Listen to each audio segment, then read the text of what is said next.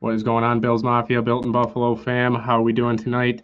Great Saturday evening for you tonight. We got a great guest on the show, friend of the show. He's been on before, so I know you know him. We'll get to the introduction in a minute once we get going here. But we've got a great show for you guys tonight, going over a lot of different things. Going to look at who the Bills should keep, let walk. We're going to go over that a little bit, and even just a little bit of positions in need for the future. So we'll get into a little bit of all of that. Off-season talk a little bit, so it's going to be a good one. Appreciate you guys hopping in. Off the Edge starts right now.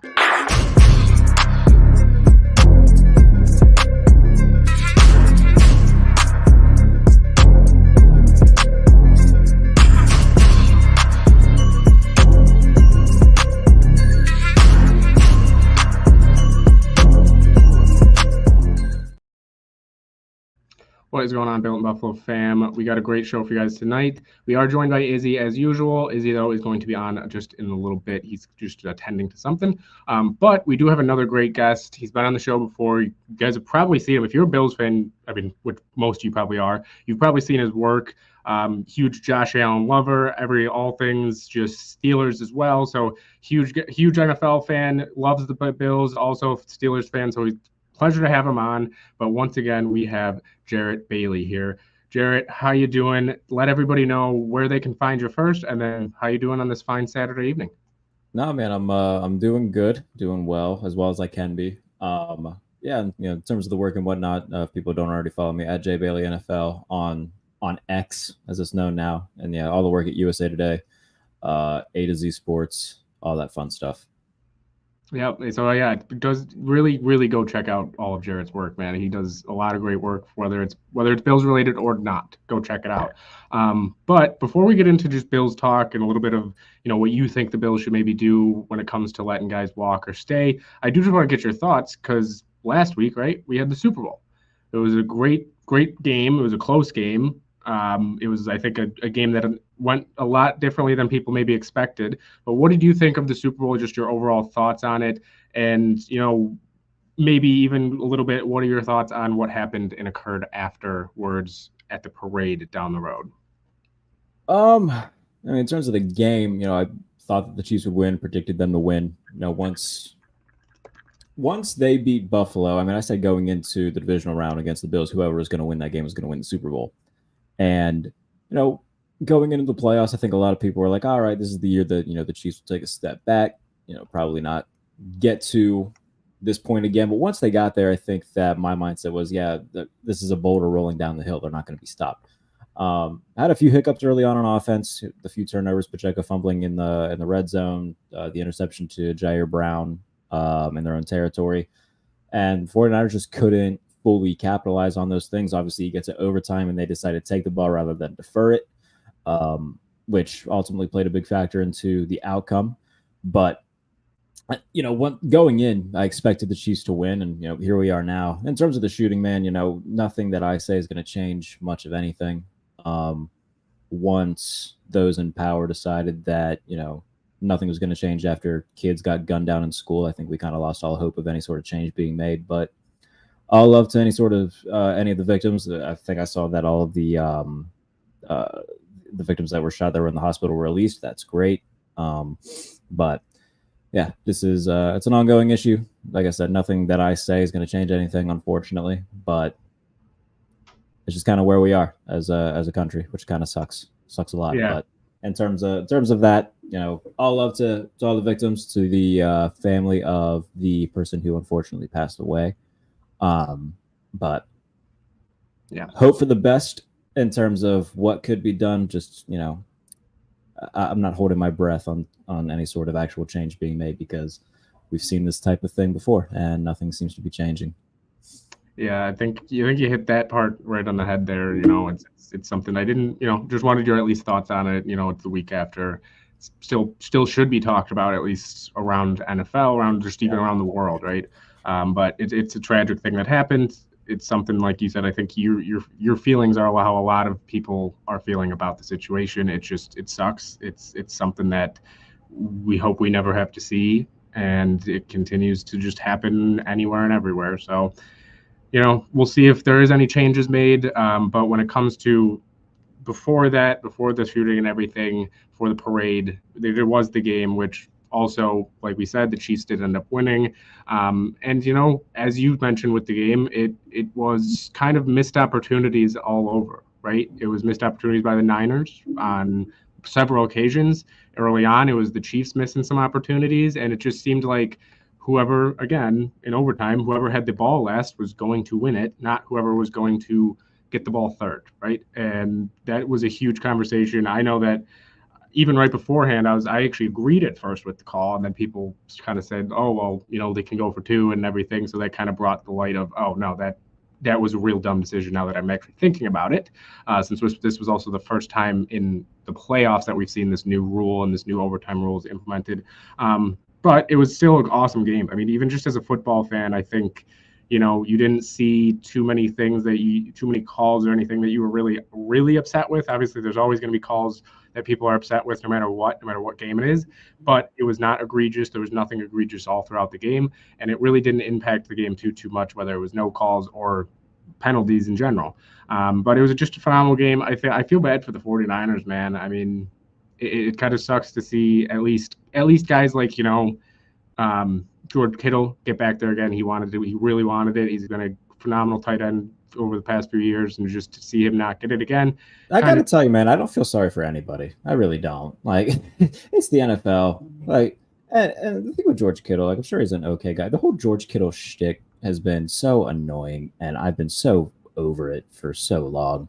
And like the fact that in the middle of a play, he's like just being like, "Hi, George," and then George Karloff just dies on a fumble. Hilarious. Like, I feel bad for nobody. And the fact that, like, I don't know, 49ers fans to me have like become Cowboys fans, where for the past like 6 years I've heard, "Oh, this is our year. It's going to happen this time." And each time they just repeat the cycle. I don't feel bad for anybody. Not at all. This is the NFL. I don't care. That is a fair point. I didn't think about that way, that, they kind of are like the Cowboys in some sense. But I will say, yeah, for guys like Debo or anything, no, Debo has talked way too much at this point for anybody to feel bad for him. He's continued. Yeah, I think that the entire team last year, like after the loss to Philadelphia, where they spent the entire offseason bitching and moaning about Brock Purdy getting hurt in the NFC Championship game, which, fair point. I get it. It's frustrating when you lose your starting quarterback and then you have to go to your fourth quarterback on the year. I get it. It's a pain in the butt. Yeah. But when we hit July, okay, be quiet about it. We get it. Move on. And yeah, like I said, 49ers to me have just become just this. How do I want to phrase this without being like too mean? Because I don't know, man. It's just constant with them, and I'm just over it, very over it. And I was not sad at all to see them lose. Yeah, I mean, I guess I see that. I see what you're saying here. I'm gonna pop Izzy in as well. So Izzy, we got Izzy popping in here. But yeah, it's a very, very fair point there. Izzy, what are your thoughts just on the Super Bowl? I saw you pop in a little bit ago, so I know you've been hearing what we've been talking about as well. So your original thoughts on the Super Bowl, and then do you at all feel bad for a team like the 49ers, who now is their second Super Bowl loss in, the past few years? Not really. It's like I'm indifferent about it. Did I want to see Mahomes win another one? No. Do I care? Not really. It wasn't us, so who cares? Yeah, I get that. Yeah, okay, that's fair. But I mean, what were your thoughts though on the game in general? Was it an entertaining game to you? Did you think that it could have been a little bit more? The first three quarters were kind of meh. The fourth quarter is when it started getting kind of a little more exciting, and then overtime happened, and it is what it is. I think everybody knew as soon as it was getting to overtime, the Chiefs were most likely coming out on top. Even before the coin toss, I think I felt that way at least. I was like, this game, Chiefs are somehow going to win this game. It felt like a classic game where they're going to somehow come out on top, and they did. But I just wanted you guys' thoughts quick on the Super Bowl. But after all, this is Built in Buffalo's show, so let's get into a little bit of Buffalo Bills. Huge offseason coming up. Huge offseason. I know I've seen, Izzy, you've been talking about a lot. Jarrett, you've been also talking about a lot, how they've got a lot of holes to fill. But at the end of the day, they still have Josh Allen. So they have Josh Allen. What do they need to do in your eyes? Just blanket question. I'll start with Jarrett here. What do you think in your eyes is the number one thing the Buffalo Bills need to do this offseason? Get receivers for Josh Allen to throw the ball to. Stephon Diggs started off the season really hot, had 5 100-yard games in the first 6 weeks, and then for the rest of the season was just like in several games was like largely non-existent. So if there is a world where, they decide, all right, we got a first round pick, do we want to use that to acquire an established guy? Or do we just take a receiver in the first round and maybe the second round as well, or the third round, depending on what they decide to do? Regardless of how they attack it, they need receivers. So if they wanted to go the trade route, there's going to be guys like Brandon Ayuk who could potentially be available, maybe Deebo Samuel as well, depending on what San Francisco decides to do with, money-wise. They already paid Deebo. Brandon Ayuk wants to get paid as well. So if they had acquired Brandon Ayuk, that would come with, the fact that they would have to pay him next year.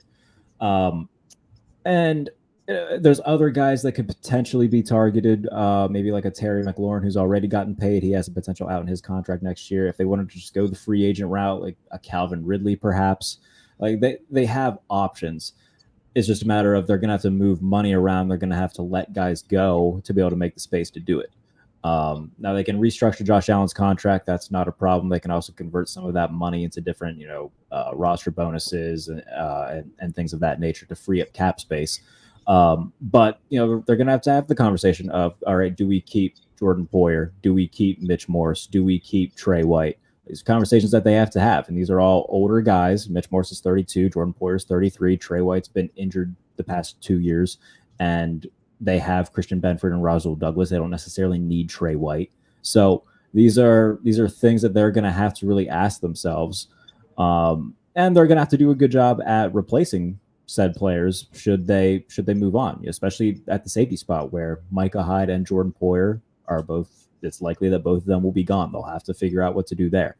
All of those things, however, come secondary to finding weapons on offense, because in today's NFL, the Bills know this as good as anybody. You got to be able to outscore Patrick Mahomes. And right now, they don't have the threats to do that. I don't think they're going to be in a rush to bring back Gabe Davis. Don't think they're going to be in a rush to bring back Trent Sherfield. Well, if you can free up the money and can do it, and you can get a Brandon Ayuk, go do it. And then take a guy like, a Ricky Purcell out of Florida or a Roman Wilson out of Michigan in the second round. And right there, in that scenario, you've got Stephon Diggs, Brandon Ayuk, Roman Wilson, and then Dalton Kincaid. Those are 4 really good options to utilize in the pass game, plus James Cook out of the backfield. Those are a lot of your problems fixed. If they decided to let Mitch Morse go, which would save them, I think, close to $9 million on the cap, you're going to have to draft a center, or you're going to have to sign a cheap one. There's going to be problems that will have to be answered if they go with the route of, going heavy receiver and whatnot. But that is their biggest problem. The other stuff can be solved through the draft, through cheap signings and free agency. But they need weapons, and they need guys. It can't just be Josh Allen or bust anymore. They got to get people that he can distribute the ball to and be able to rely on consistently.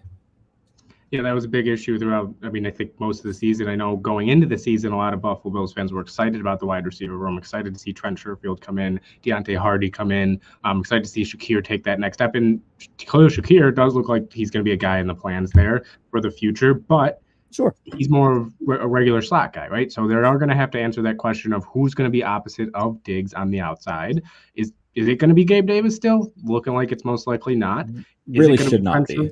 Is it going to be Trent Sherfield? That definitely should not be. I think that there was, if my count was right, he had 7 games last year of 1 or fewer catches. He cannot be your wide receiver 2 next year. You can't. He had at least 5 I know of, I think, that were no catches at all. So that's going to be an issue. And for a guy that's probably going to get pretty good money, not worth it for the Buffalo Bills to make that investment. Izzy, what do you think, though, about just the biggest hole? Do you agree that you think they have to go wide receiver, they have to go get another weapon, or do you think they should focus elsewhere, maybe safety, maybe even center, like Jarrett was saying? What do you think there? Well, there's a lot of players on this team that you have outs in their contracts, like Jordan Poyer, Mitch Morse. You can save a lot of money letting him go. You can save $6 million letting Tre'Davious White go.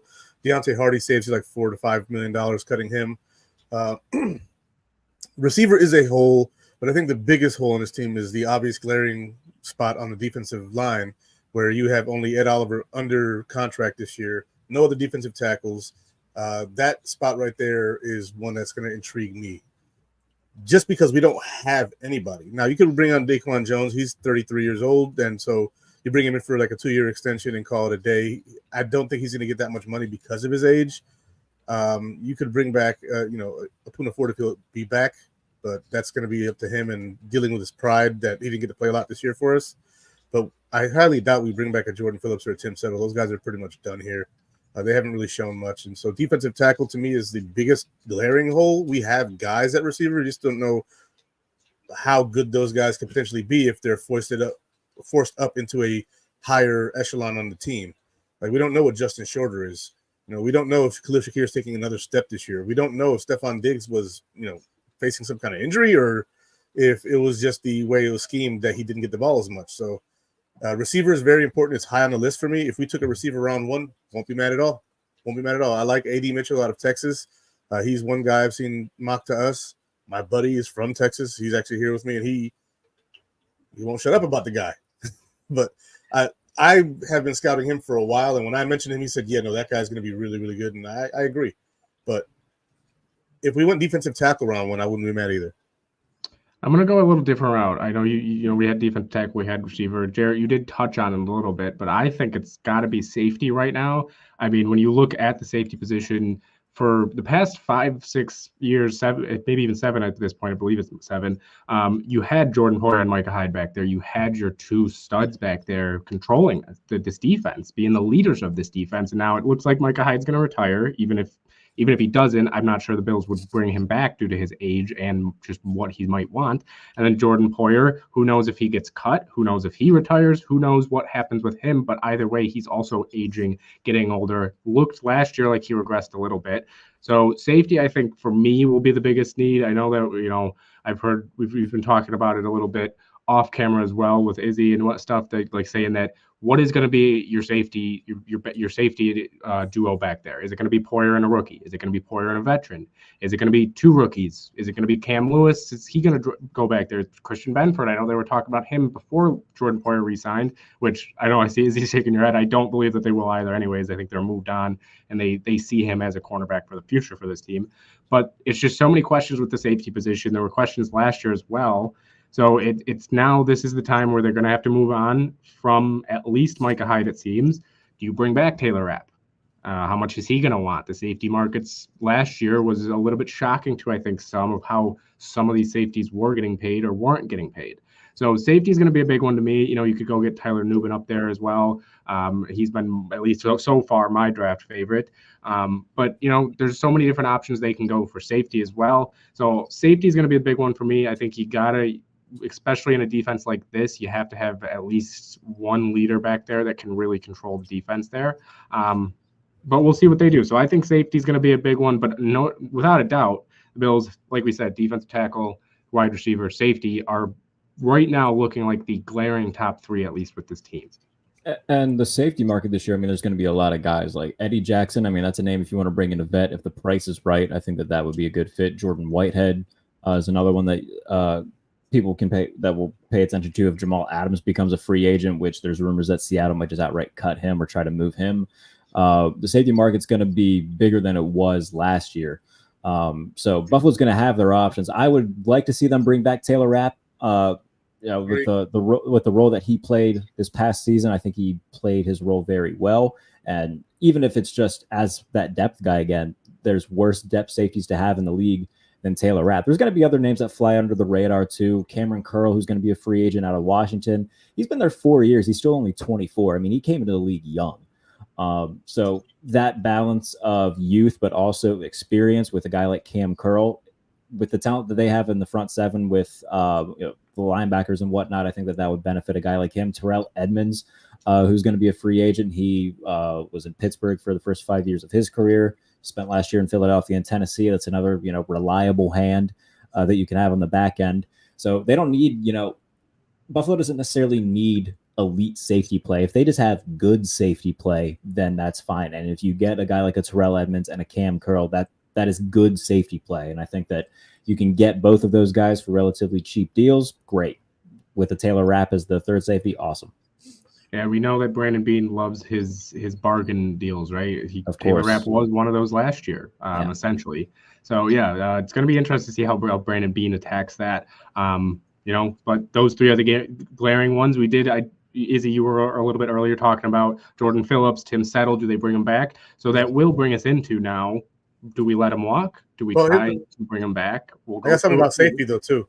Oh, go ahead. Sorry about that. So with the safety position, historically, Sean McDermott has done excellent with safeties that no one knows who they are. I mean, Jordan Poyer and Micah Hyde came in here, and Micah Hyde was the jack of all trades in Green Bay. He played safety, linebacker, nickel, outside corner. He was just basically, you go out there whenever someone's tired, and they didn't know the diamond in the rough that they had. And Jordan Poyer bounced around from Philly and Cleveland. We picked him up at a bargain bin price too, and they just turned out to be that good. And if you look back at McDermott in Philadelphia, the safeties that he had there, I don't remember their names like that, but I remember them going to the Super Bowl with those guys. Yeah. Like those guys were really good safeties for those teams after outstanding guys like Brian Dawkins. Like they had Brian Dawkins and then who? Yeah, was I feel like Quentin Epps. I think was one of them in Philadelphia. Quentin Michael, I think, or something like that. Quentin Michael, that was another one. Yeah, yep. Yeah. I'm trying to think of my 2000s Eagles safeties. I feel like that can kind of go with just secondary in general, Sean McDermott, right? Even look at the cornerbacks. Christian Benford was a later round pick. Dane Jackson was a later round pick, right? Levi Wallace, I know you have him in Pittsburgh now. When he was in Buffalo, was a decent corner. He was a solid number 2 corner in Buffalo. He was. And, you just see these guys step their games up. Even Rasul Douglas comes here right away, makes an unbelievable impact in this defense in just a few weeks there. So it's not even like they're there long or they're, a ton. It's guys that are stepping up. And really the only one that seems like they haven't taken a step up in a Sean McDermott style secondary is, sadly, Kaiir Elam, but that is partly due to just he doesn't fit what the Buffalo Bills at least were coming out of college. So he's still, I think, I haven't given up on him yet. I still think he's got a chance.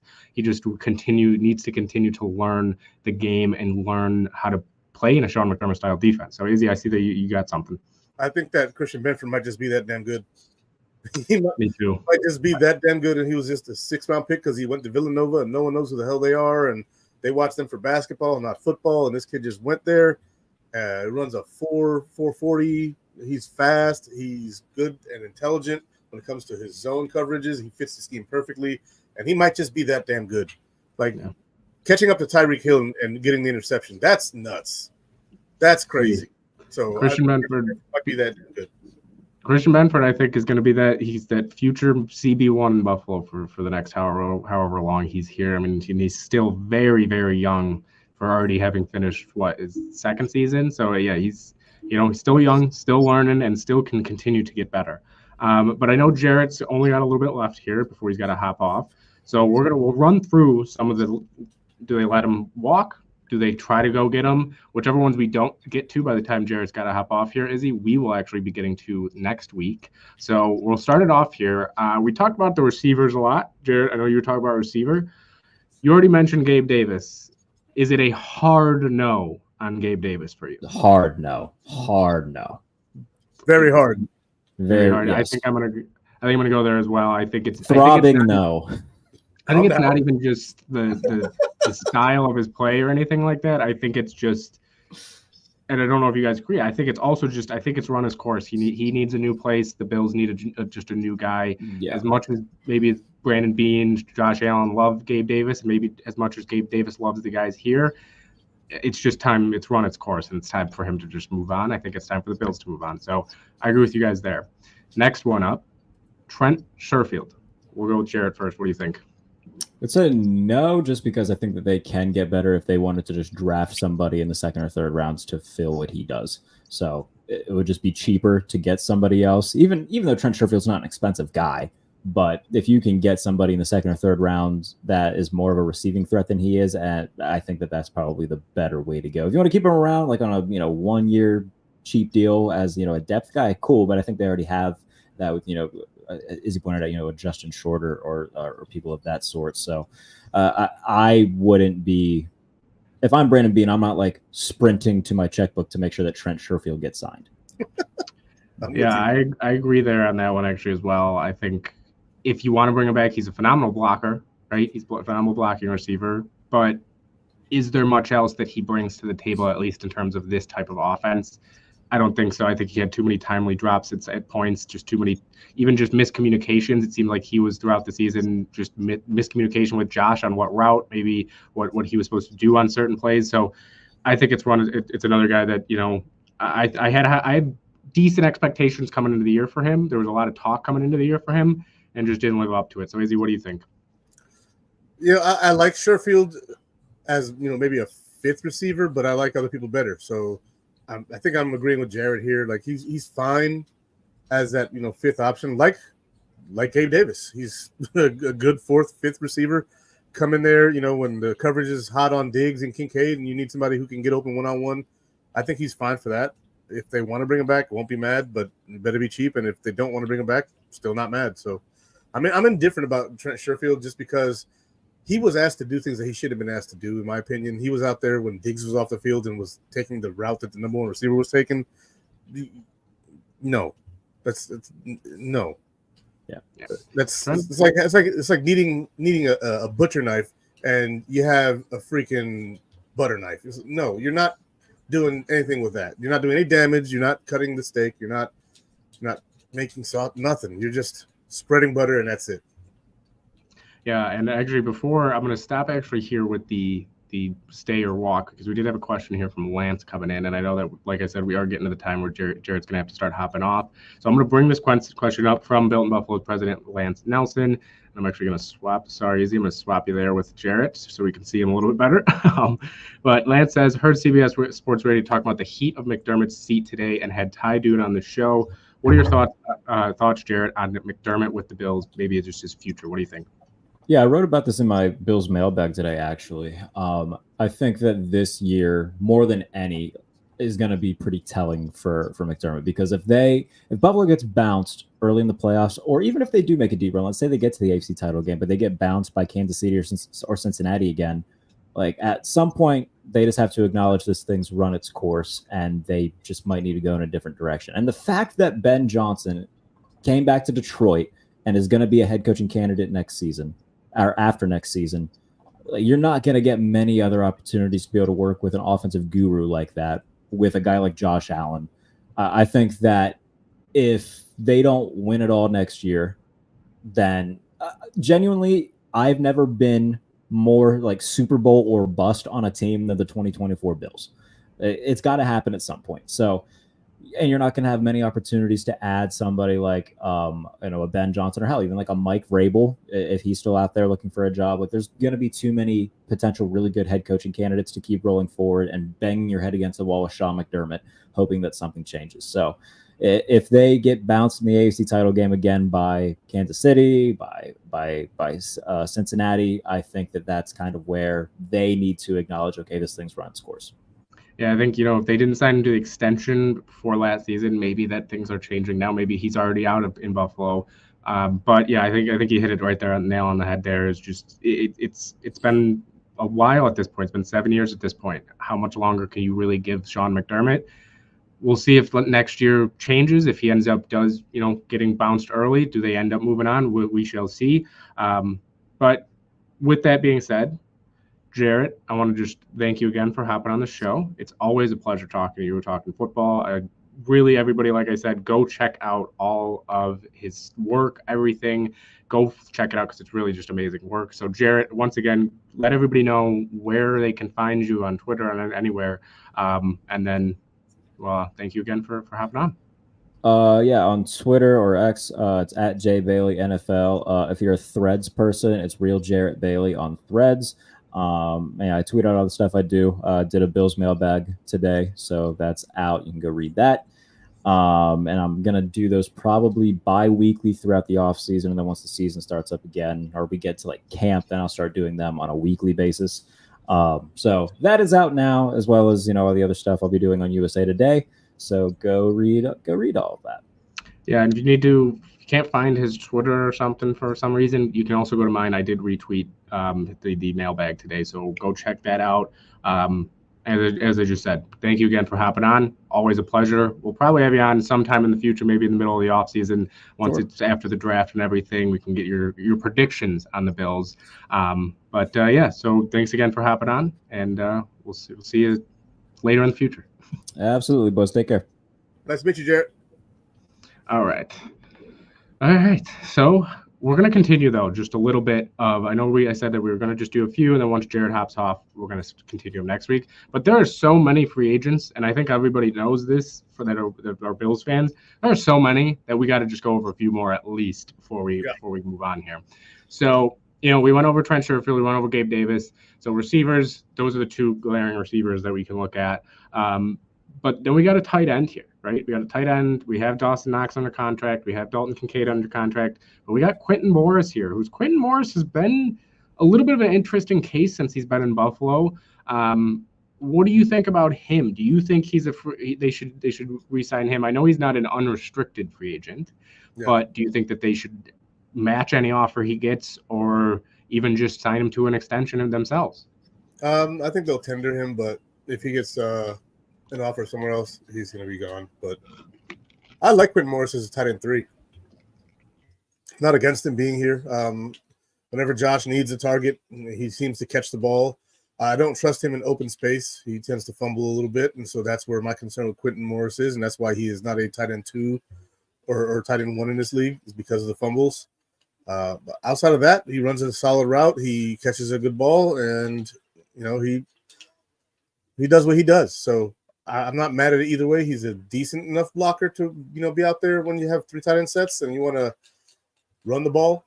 Fine, but we don't see that a lot with him. We see them putting out David Edwards out there to do that blocking. So he can stay, he can go. I'm not really concerned about him. You're muted, Bus. Sorry about that. I do agree, though, with you on that one. I think as much as I love Quinton Morris, he's an awesome guy, but there's no way that you can go out of your way and spend more than you should on a number 3 tight end. You've already overpaid so far Dawson Knox, and you have Kincaid, right? And you're spending roughly $18 million on those 2 alone. You don't want to spend more than even more than $2 million on Quinton Morris if he comes back at all. So if he comes back, I guess I'll be happy. If he doesn't, good luck to him. I hope that he gets a shot somewhere else if he does go somewhere else. So yeah, Quinton Morris, that one's not too big of a free agent, but definitely somebody that still has made an impact here and there. But we'll stay with the offense side of the ball. We'll just do all the offense today. Well, next week we'll do all the defense. But offensively, we got some running backs. We got 3 running backs actually that we can talk about here. First one's kind of a tough one. It's one that I think a lot of people were excited about last year, but of course did have the injury early on in the season, and that is Damien Harris. Didn't get to see too much of Damien Harris this season, sadly. What do you think? Do you think they should try to bring him back, or do you think they should let him walk? I have no idea. No clue. I'm with you on that one. We didn't see enough of him to know if he was good or bad in the scheme. I don't have an opinion on it. It's too much of an unknown. He got hurt week 2, week 3?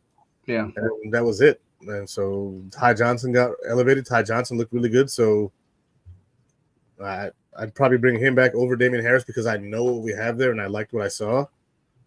I'd probably bring Damien Harris back over Murray because Murray's going to be 34 or 82 in an NFL year. So just pecking order there. My pecking order would be bring back Ty Johnson, then Damien Harris, and then Latavius Murray.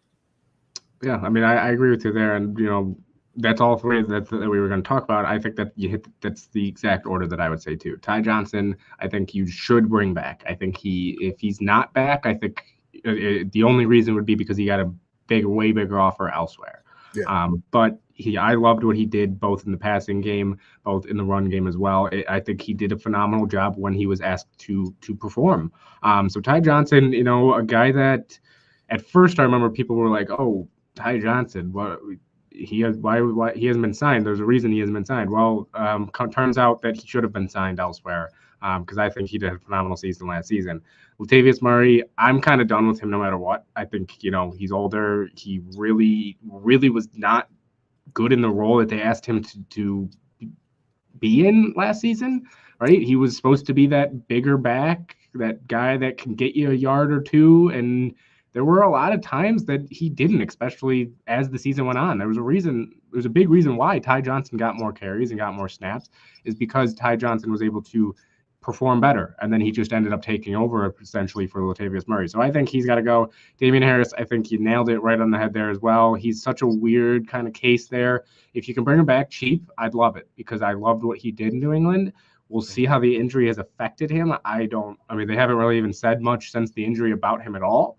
So I think Damian Harris, I think I would love to give him another shot, but he's kind of like a Ty Johnson to me where I'm not going to overpay for him, but I'd love to give him another shot. So what do you think, though, then, I guess, about Latavius? I know Ty Johnson, I guess it sounds like you're kind of in agreement of bring him back if you can. Don't overpay, but you would love to bring him back. So what do you think, though, about Latavius Murray? He can walk as far as I'm concerned. I mean, I don't see him being in the NFL next year. Yeah. So yeah, I agree there. I don't know somebody else. He's not good enough for us.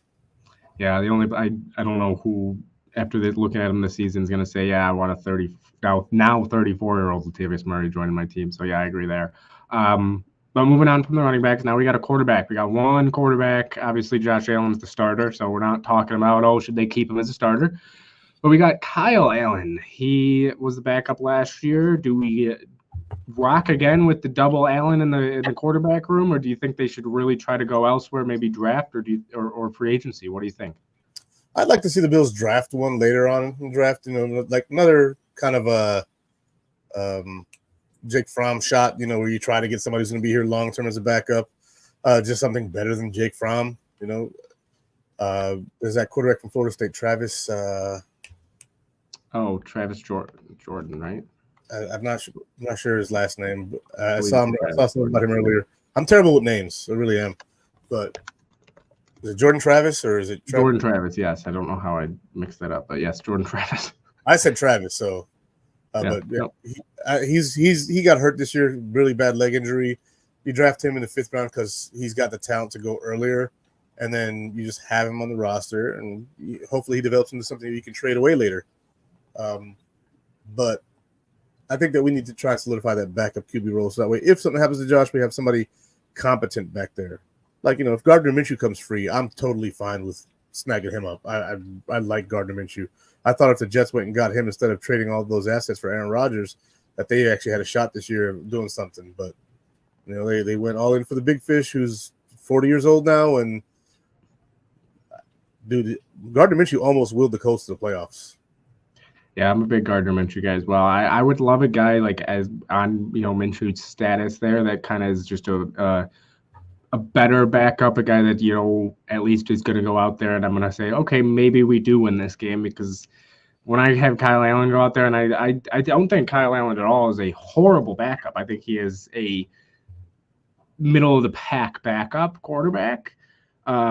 But when he goes out there, I'm not going to be super confident that the Bills are going to end up winning the game or continue to win the game. So I would like a guy also a little bit more mobile. I would like a guy that, can move around.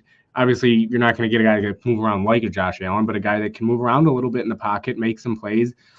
Whether it's if he can't make the plays with his arms, at least he can do it with his legs. So I think you got to go somewhere else than Kyle Allen, and I'm with you on drafting. I would love to draft a guy, get a guy under a cost-controlled contract, get a guy that can stay here for a little bit. And I don't know if anybody can hear right now, by the way. My dog is going crazy barking at something up there.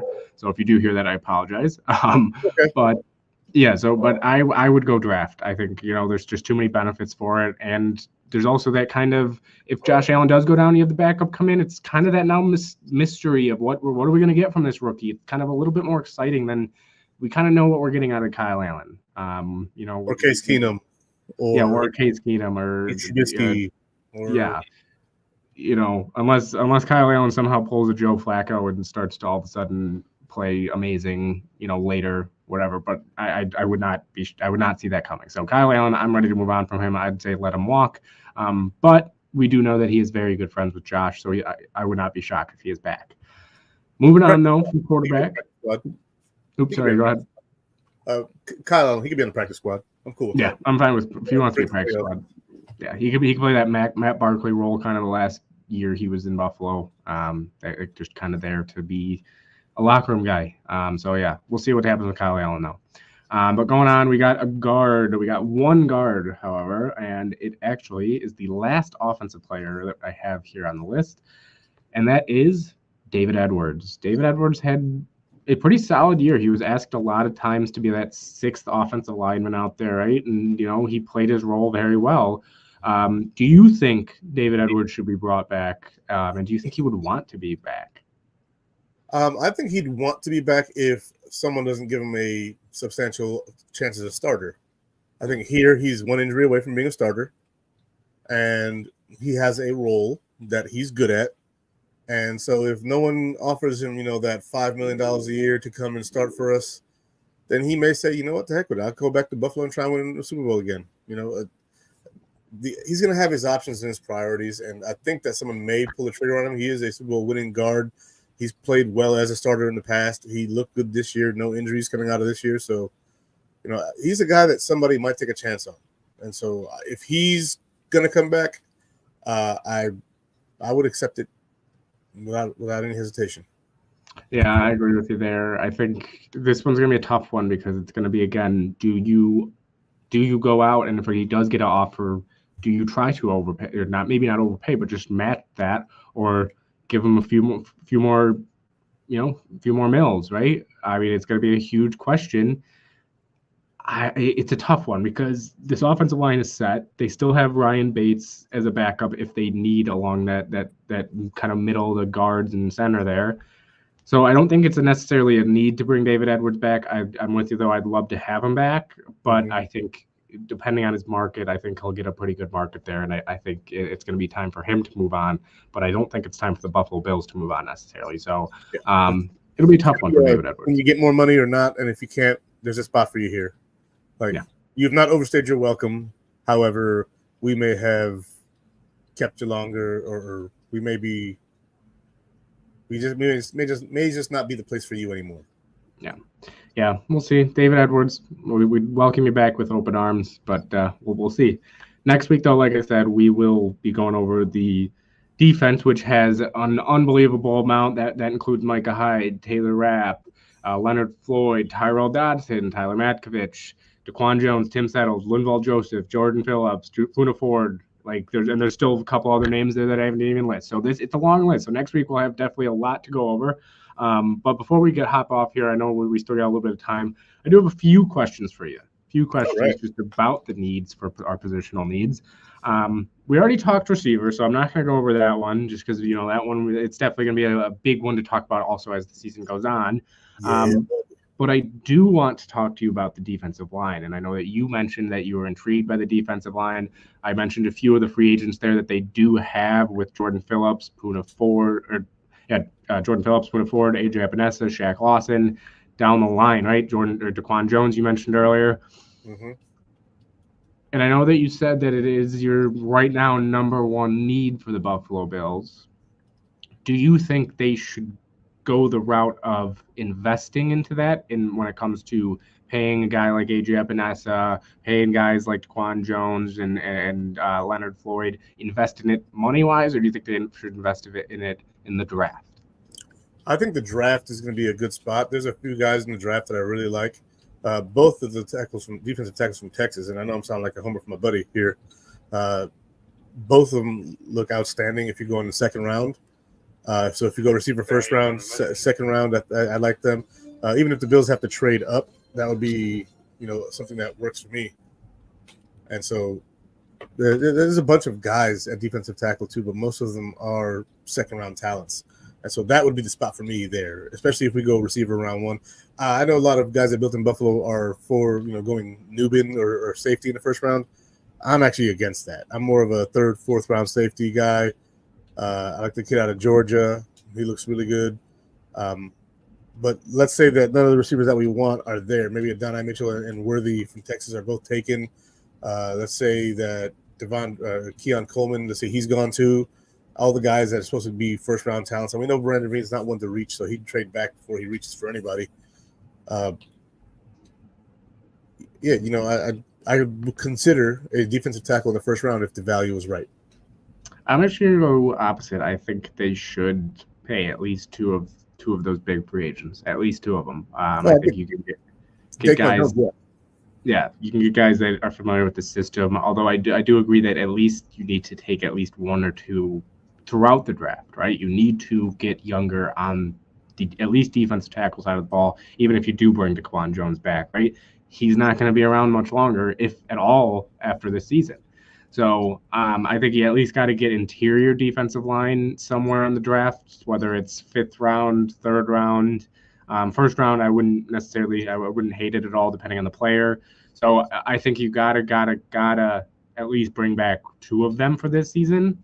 And we'll get to which 2 next week, like I said. But I think you gotta at least bring 1 in the draft, and at least bring 1 or 2 of them back by free agency, unless you're going to go bargain bin shopping again late in the offseason and late in free agency before the season starts, which that's also an option there. That's also another option, just because, they kind of did that with Leonard Floyd last year. They signed him very late. But we'll see what Brandon Beane does there with the defensive line. I just wanted to see what your thoughts were there. I know that you're loving the defensive line this offseason so far, and it's going to be a huge question because, like we said, we don't have many on the roster as of now. So we'll see what they do. Next question, though, I have for you did involve a kind of what Jarrett was talking about earlier on the show. Mitch Morse, right? He's getting older. He could save the Bills some money.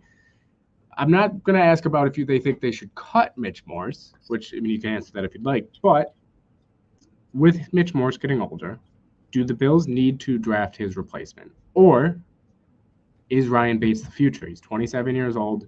Do you think he should be the future for the next 4 or 5 years after Mitch Morse is done? I think that if Ryan Bates is the future, then they cut Mitch Morse. Uh-huh. So if they don't cut Mitch Morse, then Ryan Bates is not the future. That's not what they believe. I personally don't know. I've seen him play center, sporadically here and there. He's fared well. But that doesn't mean that he's a 17-game starting center in the NFL. And I need to see that. Now, if they believe in him and they decide to cut Mitch Morse, then I don't have a problem with it because, again, we've seen him play center and he's played well. But Mitch Morse is also one of the top centers in the NFL. So you're going from a top center in the NFL to a guy who's played well. That's not a decision for me to make, but I just stand there. If they believe in it, then I'm fine with it because that means that they're taking accountability for that. Yeah, Ryan Bates, he's another guy that, he's been on the team the last few years. He does have, another year left on his contract, right? And he's going to have to be paid again soon if they do decide that he's the future there at center. If they do keep Mitch Morse, mm-hmm. Do you keep Ryan Bates or do you try to move him? I try to move him. You try to move him? You're saying there's an out in his contracts, so I try and move him. Move him and draft a guy? Yeah. That's kind of where you're at right now. I agree that they at least need to draft somebody. I think, again, you saw what you got last year out of Osiris Torrance, and I know that he was a guy that a lot of people had 1st round and fell to the 2nd. But who doesn't say you can do that with a guy this year in the center in position? Maybe in the 3rd round, go snag your center then for the future. Let him have a year that he learns from Mitch Morse. And then once Mitch Morse is gone after next year, or whether he retires or whatever, then now you plug him in. He'll learn from a guy that's done it a long time, that's been there a long time, knows Josh Allen, can help him out throughout the season. So I think you at least do have to draft somebody. But it's going to be an interesting one. I think Mitch Morse, I love him. I absolutely love him here. I hope they do keep him.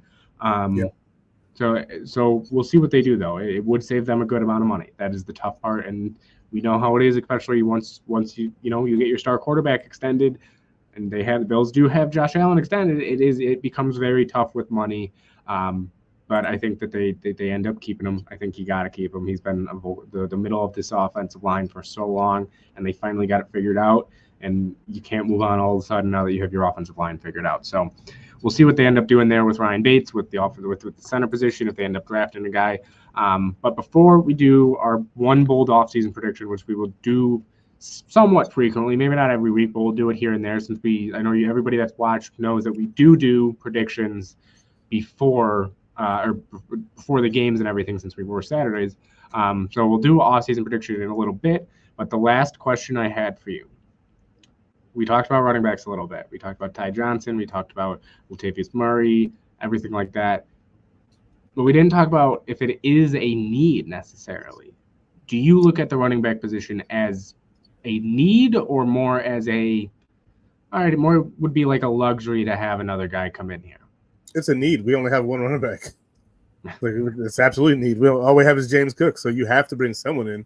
I mean, that player that you bring in may not necessarily need to be a stud, but you need a running back. Like, you need two. They need more than one running back. They need two running backs. And if you bring back Ty Johnson and make the argument that we didn't really need one because we got Ty, then that's the argument you'll have, and we'll be arguing semantics on that point. But as of right now, there's only one running back on the roster, and that's James Cook, and they need to bring in two guys, one to complement him, and then, well, Naeem Hines too, but I don't know how healthy he is. And they can save $4.5 million cutting him, so we'll see how that goes. Yeah, they need to bring in at least 1 to 2 running backs if they intend to keep Hines, at least one. But they're gonna go into training camp with at least 4 or 5 on the roster. So, yeah, I think I'm gonna take it a step further. I think you need to draft one. Again, get a guy on a cost-controlled contract. You have 10 picks, right? Even if you don't use them all, you still will probably have 7 or 8 selections there. Go get a big back, because that's even more specifically. I don't want another elusive back, another guy that's maybe gonna be like a James Cook, a receiving back, like a Naeem Hines or anything. I want a big power back that you can go get and say, all right, this is now the guy that we have right behind James Cook, a little offset back, a guy that can bring a change of pace here. I mean, I know that there aren't, there are free agent running backs. Obviously, there's Derrick Henry, Josh Jacobs. I'm not talking those guys, but I'm talking maybe more along the lines of a Gus Edwards, maybe a Ezekiel Elliott, even though he is getting older, right? Devin Singletary, I wouldn't mind bringing him back. I know that I said I didn't really want a James Cook like back, but I think Devin Singletary to me, even though he was a smaller back, he had a little bit of power behind him, right? He could put his shoulder down and get some extra yards. There's a bunch of other guys. I mean, we talked about Damian Harris as well, but there's down the list, right? Rashad Penny's still there. There's going to be a lot of running backs on this free agent market here that I think you can get, and then I think you do have to bring somebody in as a fourth back. I think you should go in with 4 backs at least, and Ty Johnson maybe being that guy that is a borderline, does he make the roster depending on how the rookie comes out and shows, and depending on how that veteran that you two signed comes out and plays. So I think you got to go out and draft a running back, and I think it is a bigger need than people are talking, because what happens if James? I like the 4th, 5th round. Me and my buddy were watching tape yesterday. I jumped in our group chat and was talking about wide receivers in the 3rd and 4th round, and there's the running back from Notre Dame. Big boy, 227, 5'11", just a bruiser in Audric Estime. I really like that kid. I watched him on his tape yesterday. He is a hammer. He is a hammer coming up the gut. And so somebody like that, I'm with you there. Yeah. We'll see what they do though. I think running back's gonna be a very interesting one. And like you said, we only have one on the roster right now. And as John brought up here, we do have Darrington Evans as well on the practice squad. Could be a return man. We'll see what he does there. But yeah, it's going to be interesting to see what they do there with the running back room. But with that all said, with everything that we've said tonight, that is going to do it for us, at least on that point. But we do have our bold predictions as well. So we're going to do just one bold prediction. It can be Bills related. It does not have to be Bills related, though. It can be anything related off season. What is your one bold prediction then for the off season that you see happening?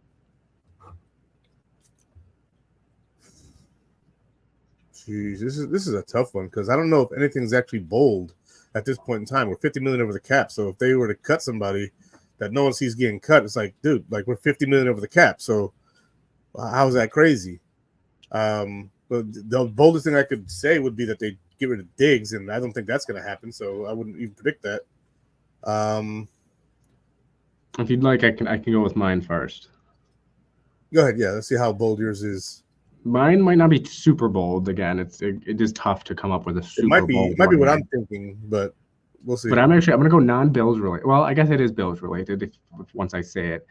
But there's been a lot of talk about contract extensions and stuff like that, especially quarterback contract extensions. And the big one that has been talked about is Miami Dolphins quarterback Tua Tagovailoa. I think Tua, there's been a lot of talk. Does he get $40 million around there? Does he get around that 55, around that Burrow range?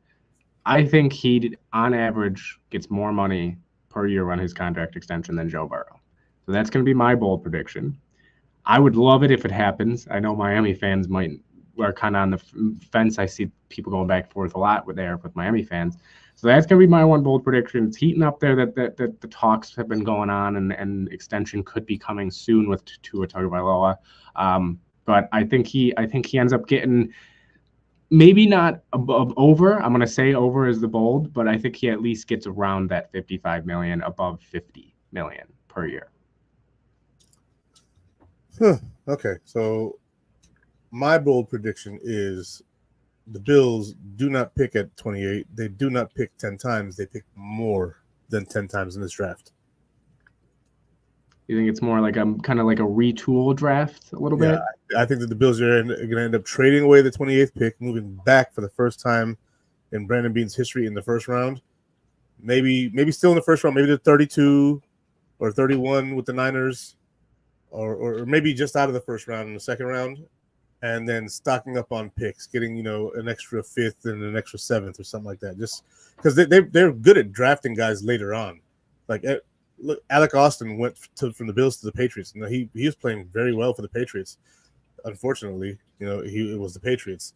Freaking Wyatt Teller, 6th-round pick, ended up one of the best guards in football, playing for the Browns now. Matt Milano, one of the best linebackers in the NFL right now. Christian Benford, 6th-round pick.